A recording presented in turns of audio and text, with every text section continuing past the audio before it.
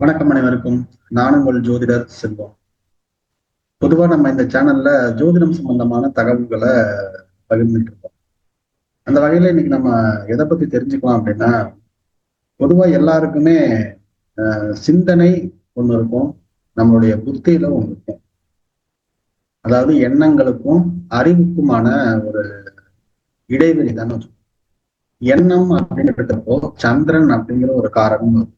அறிவு அப்படின்ற ஒரு காரகம் இருக்கும். புதன் அப்படிங்கிற ஒரு கிரகம் இருக்கும்.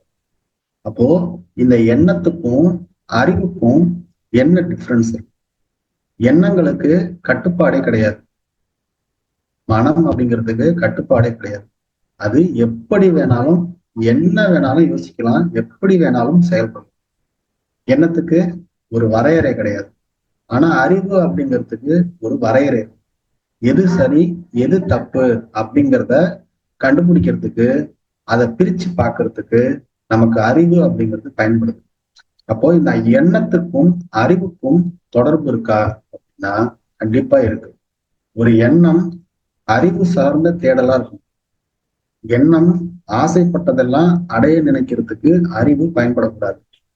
ஒரு அறிவால நம்மளால எதை அடைய முடியும், எதை அடைய முடியாது அப்படிங்கிறத பிரிச்சு பார்க்க கத்துக்கணும். அதுக்கு இந்த எண்ணம் அப்படிங்கிறது ரொம்பவே வலுவுள்ளதா இருக்கும். நமக்கு கிடைக்காததும் சரி, இல்ல நமக்கு பயன்படாததும் சரி, இது நமக்கு தீமையை விளைவிக்கும் அப்படின்னு நாம் நினைக்கக்கூடிய எண்ணங்களை இந்த அறிவை கொண்டு நம்ம விளக்கணும். இது தீமை, இதை நாம தொடக்கூடாது, இது பின்னாடி நம்ம போகக்கூடாது அப்படின்னு எண்ணங்களுக்கு கட்டுப்பாடு விதிக்கிறதுக்கு நாம பழகணும். எண்ணத்தை கட்டுப்பாடோடு நம்ம வச்சுக்கல அப்படின்னா இந்த அறிவு அந்த எண்ணத்தின் பின்னாடி போய் பல தவறான வழிகள்ல பல தவறான செயல்கள்ல ஈடுபட வச்சோம்.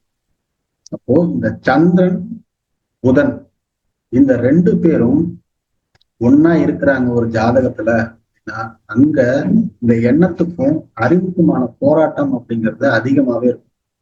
நான் என்னப்படி செய்யலாமா இல்ல யோசிச்சு செய்யலாமா அப்படின்ற ஒரு மன போராட்டம் அப்படிங்கிறது அங்க ஜாதகருக்கு கண்டிப்பா இருக்கும். இப்போ சந்திரன் அப்படின்னு எடுத்துக்கிட்டோம்னா அந்த சந்திரன் அப்படிங்கிறவரு ஒரு நிலை இல்லாத கிரகம். ஏன்னா இந்த சந்திரன் அப்படிங்கிறவரு 15 நாள் வளர்றாரு, 15 நாள் தேய்கிறாரு. புதன் அப்படிங்கிறவரு எந்த ஒரு குருநாதரும் இல்லாம வித்தைகளை கற்றவர் அப்படின்னு சொல்றோம். இப்போ அவருக்கு நாலேஜ் அப்படிங்கிறது அதிகமா இருக்கு. நிறைய படிச்சு அத மூளையில அவ்வளோ அறிவுகளை தேக்கி வச்சிருக்கிறார். அப்போ இந்த புதனுக்கு ஒரு மமதை இருக்குல்ல, எல்லாம் கற்றவனுக்கு அந்த திமிர் அப்படிங்கிற ஒண்ணு இருக்கும். எல்லாமே எனக்கு தெரியும் அப்படிங்கிற ஒரு திமிர் இருக்கும். அந்த ஒரு திமிருனால கவனக்குறைவுகள், அலட்சியங்கள் அப்படிங்கிறது ஏற்படும். அதனாலதான் இங்க தவறுகள் அப்படிங்கிறது ஏற்படுது. அப்போ ஒரு ஜாதகத்துல எடுத்துக்கிறோம், அந்த ஜாதகத்துல புதன் வீட்டுல சந்திரன் இருந்தாலும் சரி, சந்திரன் வீட்டுல புதன் இருந்தாலும் சரி, இல்ல புதனும் சந்திரனும் சேர்ந்து ராசி கட்டத்துல எங்க இருந்தாலும் சரி, அது சார்ந்த ஆதிபத்திய காரகத்துவங்களில் இந்த குழப்பத்தை கொடுத்துக்கிட்டு தான் இருக்கு. இப்ப புதன் அப்படின்னா தப்பு பண்ணுமா சார், சந்திரன் அப்படின்னா தப்பு பண்ணுமா சார் அப்படின்னா அப்படி கிடையாது. நாம அந்த கிரகத்தை எப்படி நமக்கு சாதகமானதா பயன்படுத்திக்கணும் அப்படிங்கிறதான் நம்ம பார்க்கணும்.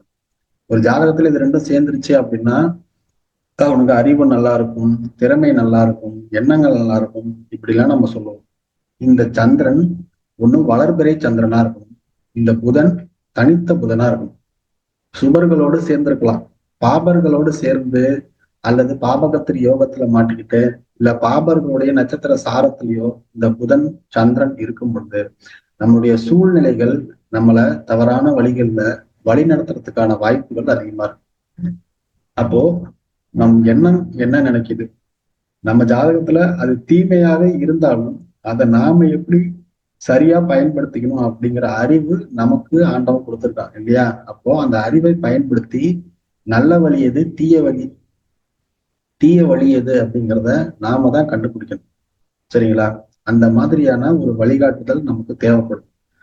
அது சார்ந்த விஷயங்கள்ல நாம அறிவை வளர்த்துக்கிட்டோம் அப்படின்னாதான் நாம ஒரு பிரச்சனையிலிருந்து மீண்டு வர முடியும். அதை விட்டுட்டு நமக்கு ஒரு பிரச்சனை நடக்குது அப்படின்னு இந்த மாதிரி ஒரு கிரக சேர்க்கை இருக்கு, புதன் ஒரு அசுபரா இருக்கிறாரு, இல்ல சந்திரன் அப்படிங்கிறவரு கெட்டு போயிருக்கிறாரு, அவங்க ரெண்டு பேரும் சேர்ந்து இருக்கிறது ஒரு சாபம், ஒரு தோஷம்.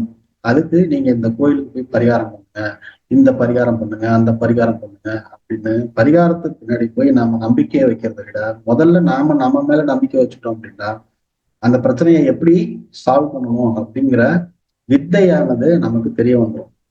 சரிங்களா? காலப்புருஷனுக்கு 4ஆம் பாவம் வித்தை அப்படின்னு சொல்றோம். ஆனா அந்த வித்தைக்கு காரகன் யாரு அப்படின்னா புதன் பகவான் தான்.